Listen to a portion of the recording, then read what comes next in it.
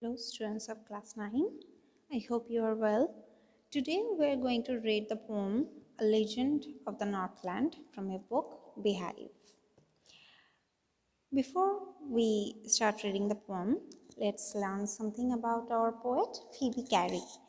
Phoebe Cary was born in 1824 in Cincinnati, Ohio, and she had another sister called Alice. Both of them were writers. The first published book was a joint venture of Alice and Phoebe Cary. It was in the year 1850. The name of the book was Poems of Alice and Phoebe Cary. Later, Phoebe Cary also engaged in women's right movement, okay, in voting rights and everything. And her other famous books are poems and parodies, poems of faith, hope, and love, etc.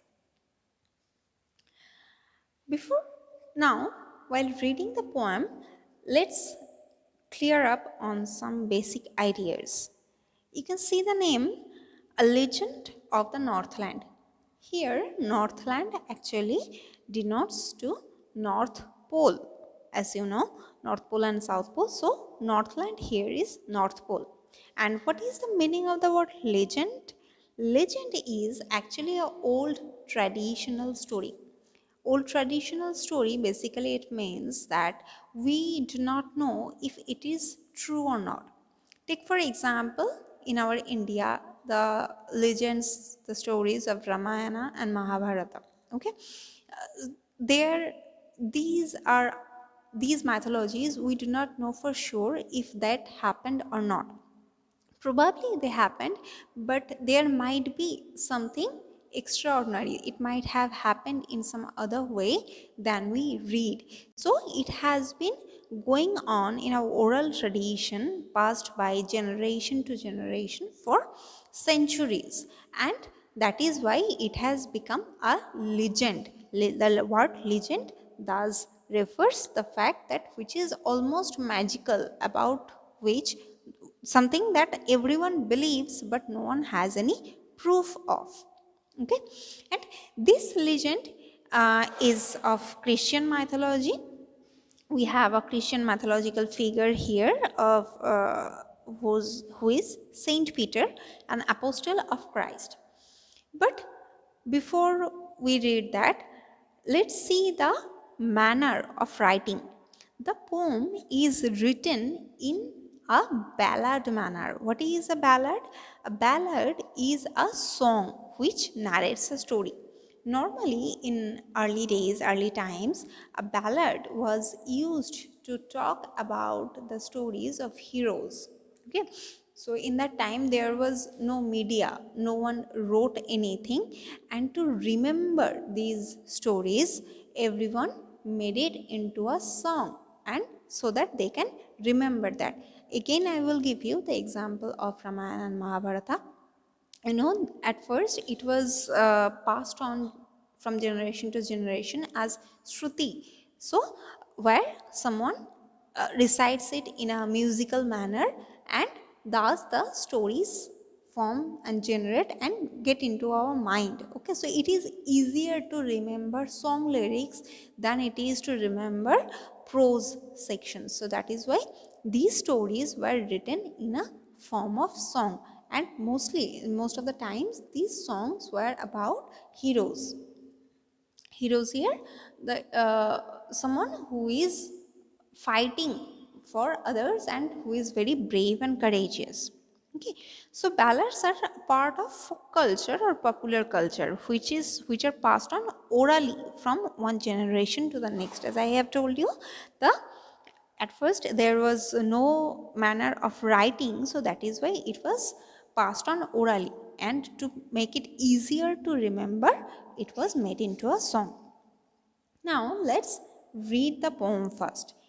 Students, I would like you to listen very carefully for proper pronunciation and intonation. A legend of the Northland. Away, away in the Northland, where the hours of the day are few and the nights are so long in winter that they cannot sleep them through, where they harness the swift reindeer to the sledges when it snows, and the children look like bears' cubs in their funny furry clothes. They tell them a curious story. I don't believe it is true. And yet you may learn a lesson if I tell the tale to you. Once, when the good Saint Peter lived in the world below and walked about it preaching just as he did, he came to the door of a cottage in traveling round the earth where a little woman was making cakes and baking them on the hearth.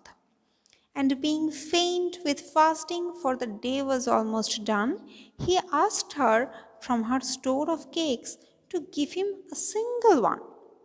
So she made a very little cake, but as it baking lay, she looked at it and thought it seemed too large to give away.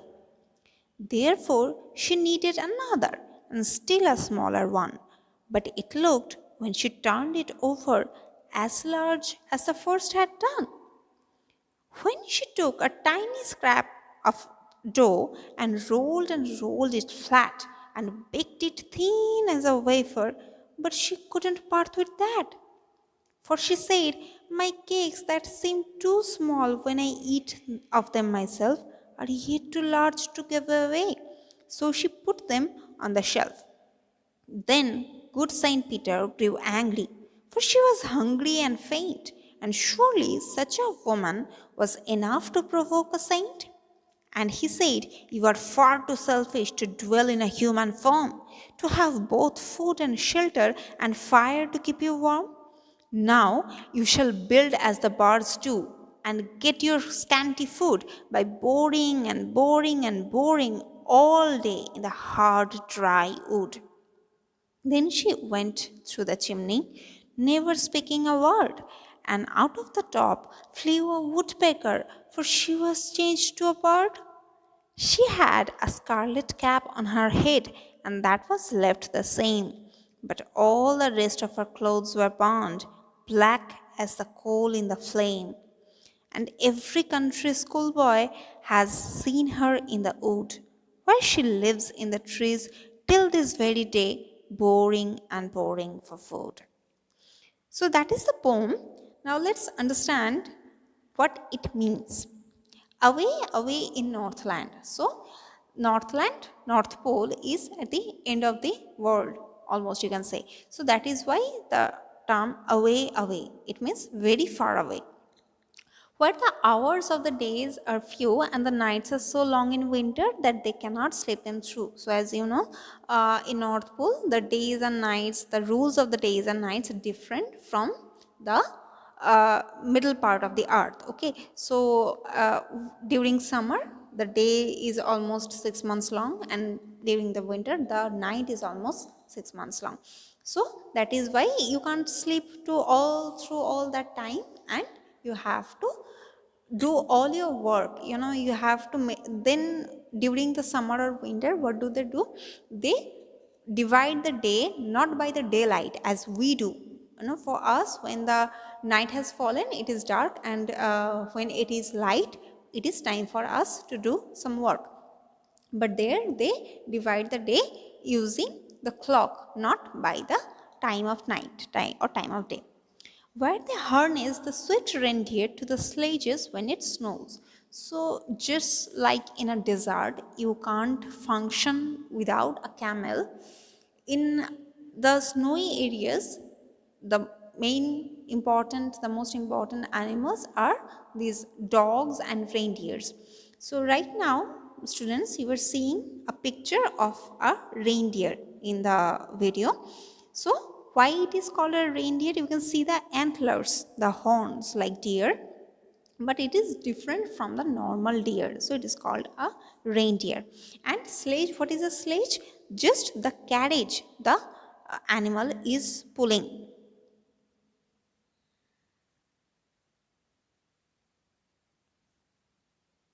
You can see that this is a sledge and this is a reindeer. So, and if you see very closely, see the lower portion of the sledge, it doesn't have any wheels or anything like other carriages. It has a sharp thing. If you have ever done ice skating, you will know this sledges is made of wood, and the lower part is very thin to cut the snow. When the reindeer is pulling it, when the reindeer pulls the sledge, it is the quickest measure, it is the quickest way to go on snow.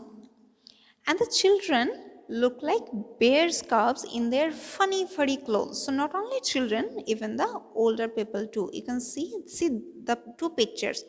The right side picture is of a polar bear, and the left side picture is of a human being. And because of the cold, the human beings wear furry clothes which cover all their body.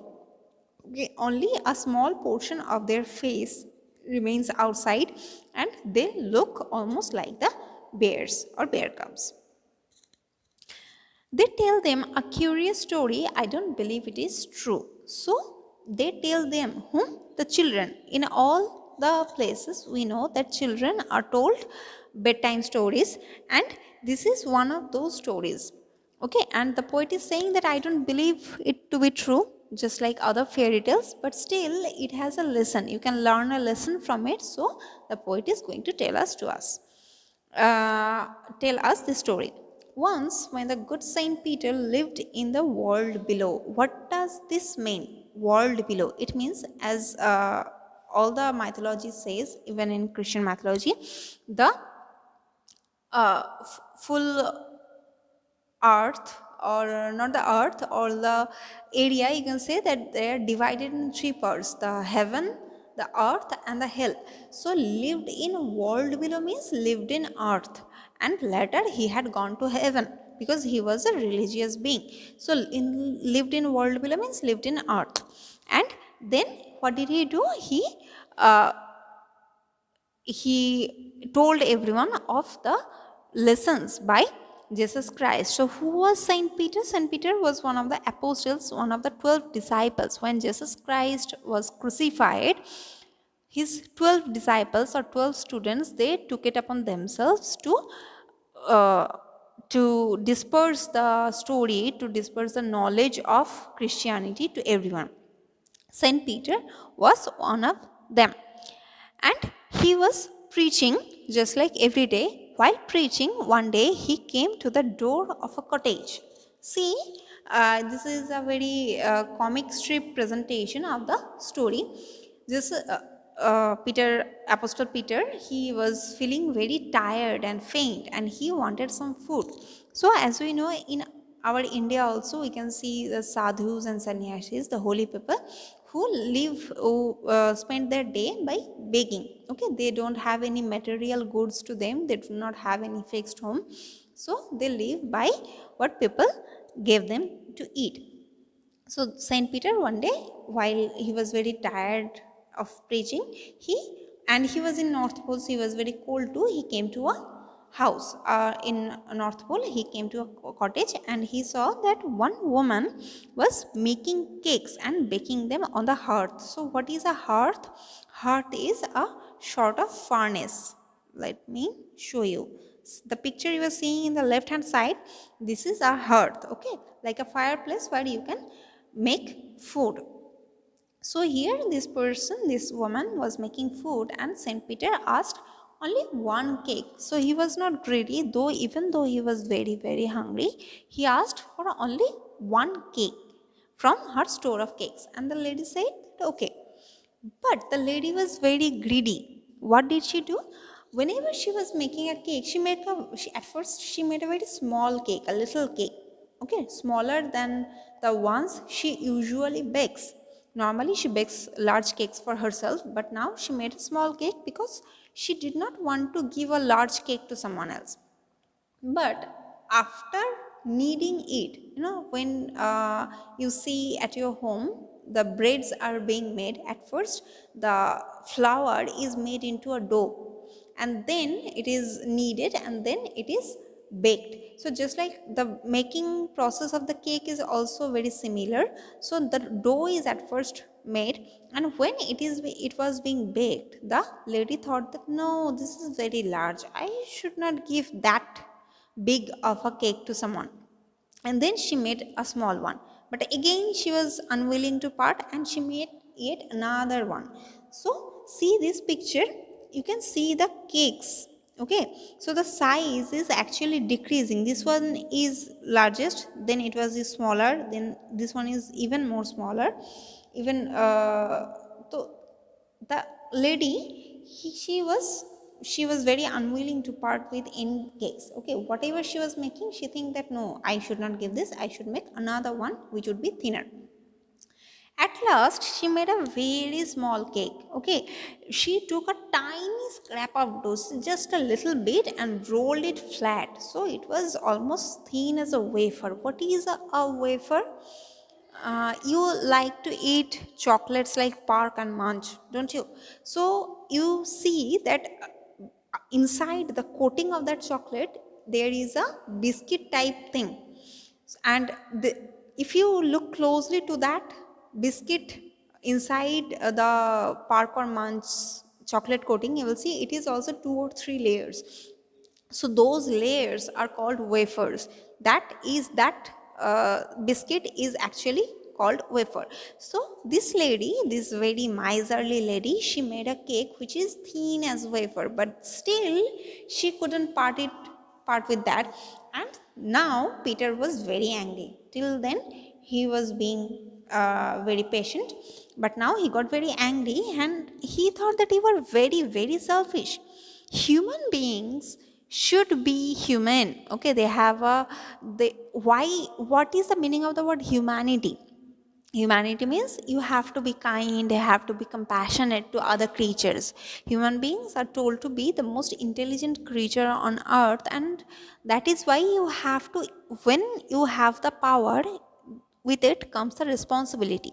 And if human beings are the most intelligent creature on earth, then they should uh, take away, they should fulfill their responsibilities. But this woman, though she is a human and she is living in a place, she has everything. She is very comfortable. She has food and drink and a house, and a comfortable house. She has a fireplace, but still she is not acting as a human. Okay, she doesn't have that kindness and compassionate feeling in herself. So that is why Saint Peter was very angry and told her that she is not fit to be a woman, a human being. St. Peter cursed her to be a bird, and not any bird at that, a woodpecker who has to work hard for gathering food. And the poet here says that following the curse of St. Peter, the woman just uh, got inside the fireplace and flew away from there. And obviously when you are inside a fireplace, so there is smokes and all the dust of coal there, so all her body was burned black except for the hat that she had in her head. The hat was red in color and that was intact. So you can see the image of a woodpecker which has a black body, but a red cap like portion in its head. So St. Peter cursed the woman, and the poet is saying the woman flew away as a bird, and because of the coal her body turned black but her cap was intact. And from that time on, she always remained in that wood and in the all woods of all over the world as a woodpecker, and everyone has seen her pecking the wood, boring for food. So now she has to work hard, very, very hard, for gathering the food, as she was very selfish and could not show her humanity by giving a hungry man a little piece of cake. So that's all for today, students. I hope you have understood the poem. Read it very carefully and practice reciting it with proper pronunciation and intonation. Have a good day.